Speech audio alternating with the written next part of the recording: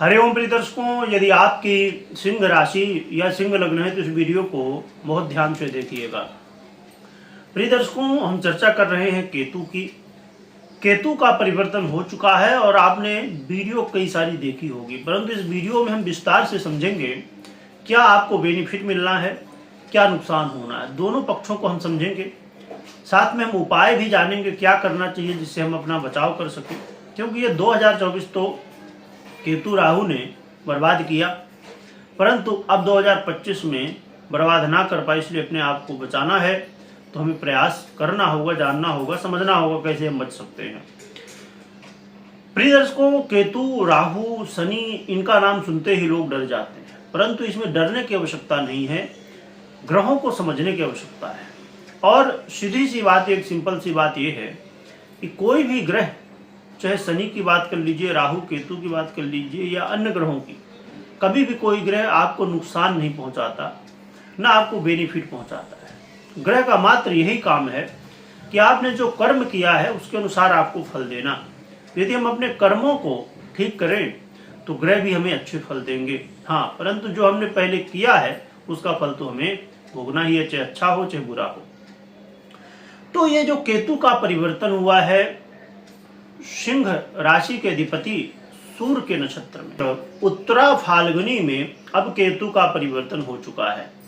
तो ये उत्तरा फाल्गुनी नक्षत्र में केतु महाराज गोचर करते हुए आपके जीवन में क्या प्रभाव डालेंगे, आइए समझते हैं। प्रिय दर्शकों, केतु महाराज इस समय कन्या में गोचर कर रहे हैं और कन्या राशि में गोचर करते हुए आपके सिंह वालों के द्वितीय भाव में गोचर कर रहे हैं। और आपके द्वितीय भाव में गोचर करते हुए आपके महत्वपूर्ण स्थानों, जैसे आपका कर्म क्षेत्र, आप का जो जीवन में सबसे महत्वपूर्ण है आयु, क्योंकि जब आयु है तभी तो हम हैं, साथ में आपके जीवन में आरोग्यता, साहस, जीवन में कुछ बड़ा करना है जो कि षष्ठम भाव आपको देता है। बड़ा करना, उसके लिए करेज चाहिए, उसके लिए साहस चाहिए। तो तृतीय भाव को भी साहस का भाव और षष्ठम भाव को भी माना जाता है, तो इन सब भावों को भी प्रभावित करने वाले हैं। तो आइए समझते हैं कि आप क्या कर सकते हैं और क्या नहीं कर सकते, जिससे 2024 तो गया परंतु अब 2025 समय ना बर्बाद हो, अपने आप को आपको बचाना है। प्रिय दर्शकों, आपको सबसे पहली चीज ये कि वाणी में संयम बरतना है, क्योंकि वाणी एक ऐसा है कि वाणी से निकला हुआ कोई भी शब्द वापस नहीं आता है। एक बार निकल गया सो निकल गया। बाकी चीजों जैसे और भी चीजें हैं तो उन्हें आप दोबारा प्राप्त करने की कोशिश कर सकते हैं, परंतु कुछ ऐसी चीजें होती हैं, कुछ ऐसी स्थितियां होती हैं जिन्हें आप संभाल नहीं सकते दोबारा। तो इसलिए वाणी में संयम बरतिएगा। और बेनिफिट क्या आपको मिलने वाला है ये भी समझ लीजिए।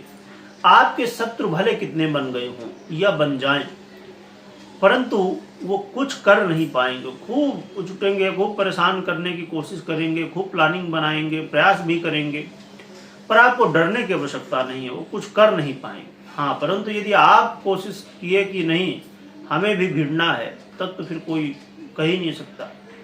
तो इसलिए आपको कुछ नहीं करना, आपको अपने काम में ध्यान देना है।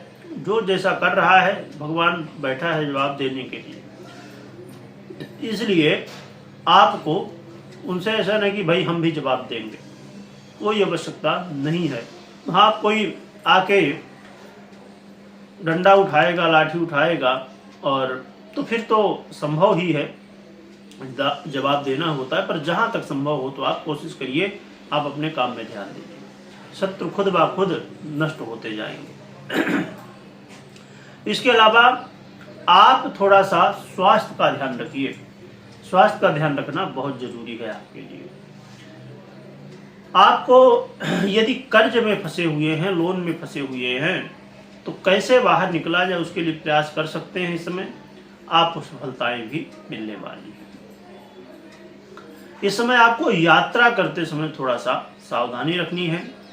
यात्रा करते समय सावधानी रखना बहुत आवश्यक है, क्योंकि कई बार चोट चपेट लगने की स्थिति। और जब से राहु केतु यहाँ विराजमान है तो संभवतः आपने या तो देख लिया होगा कि चोट चपेट लगी होगी, या तो फिर ये जाते जाते प्रभाव देके जाते हैं। तो इसलिए सावधान रहिएगा।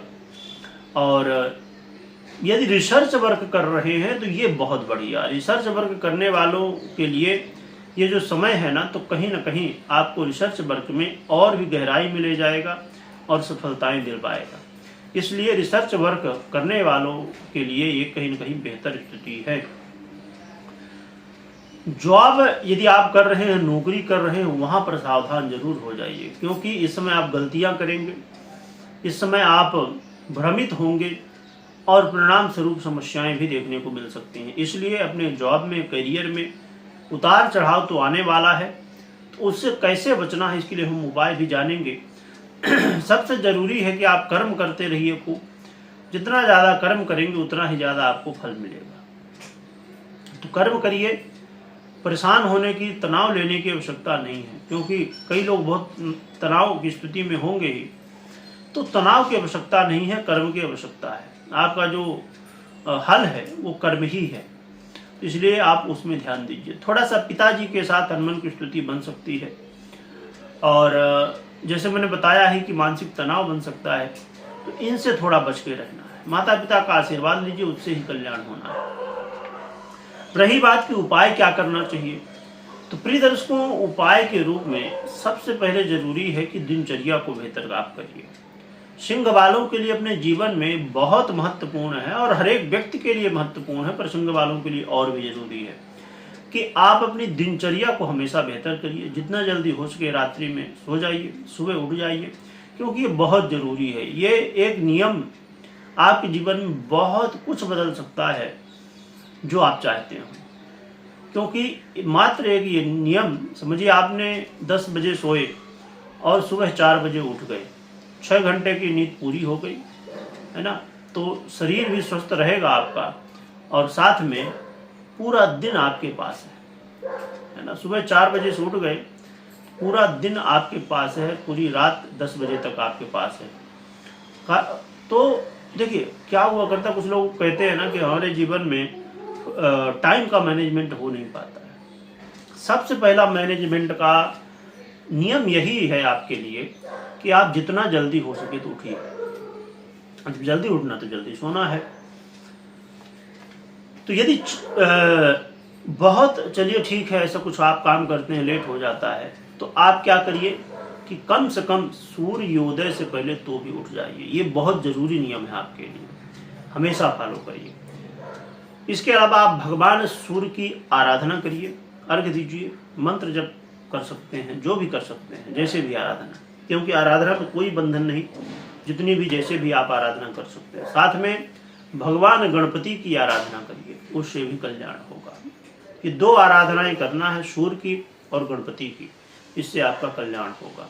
और सबसे महत्वपूर्ण बात, कभी भी कोई भी यदि आप निर्णय ले रहे हैं, जैसे आपने मुझसे अभी सुना, तो कुछ चीज़ें पॉजिटिव भी थी, कुछ निगेटिव भी थी, तो आपने सुना कि चलो बहुत अच्छा होने वाला है, तो आपने वो काम करना शुरू कर दिया। नहीं, बिना जन्म कुंडली विश्लेषण का आपको कोई भी निर्णय, ज्योतिषी निर्णय नहीं लेना चाहिए, क्योंकि 50% आपकी ये गोचर कुंडली जिसका प्रभाव आपने सुना, और 50% आपकी पर्सनल कुंडली। आप जरा विचार करिए, कुछ लोग कई बार भ्रमित होते हैं कि जैसा हम सुनते हैं वीडियो में वैसा कई बार होता है, कई बार नहीं होता। जरा विचार करिए, अब जैसे हम सिंह वालों की ही बात करें तो कई करोड़ लोग होंगे, कम से कम 5-7 करोड़ 8 करोड़ लोग होंगे। अब कितने हैं वो तो गिनना मुश्किल है। तो एक वीडियो क्या सभी के लिए परफेक्ट हो सकती है? संभव ही नहीं है, क्योंकि जनरल प्रेडिक्शन होता है सभी के लिए। इसमें से कुछ बातें ही सही निकलेंगी और कुछ नहीं निकलेंगी। इसलिए आप इस चीज़ को खुद समझिए। मैं जब फलादेश कर रहा हूं, फिर भी मैं यही कह रहा हूं कि ये 100% सही नहीं हो सकता है। तो इसलिए कभी भी आपको मात्र, क्योंकि ये आधा है और आधा आपकी जन्म कुंडली का प्रभाव है, दोनों को जब देखा जाए, समझा जाए, तभी हम समझ सकते हैं कि क्या प्रभाव मिलना है। पर जब आप बार बार ये सुनते हैं और यदि मेरी वीडियो देखते हो तो मैं हमेशा कहता हूँ कुंडली विश्लेषण का बिना कोई निर्णय नहीं लेना चाहिए, फिर भी लोग भ्रमित होते हैं। तो इसलिए इन बातों का ध्यान रखिए और भगवान की सेवा करिए। दो ही चीज आपको सफल कर सकती है, एक तो कर्म और दूसरी भगवान की सेवा। बाकी जानकारी हमें तो होना ही चाहिए। वीडियो देखने के लिए बहुत बहुत धन्यवाद।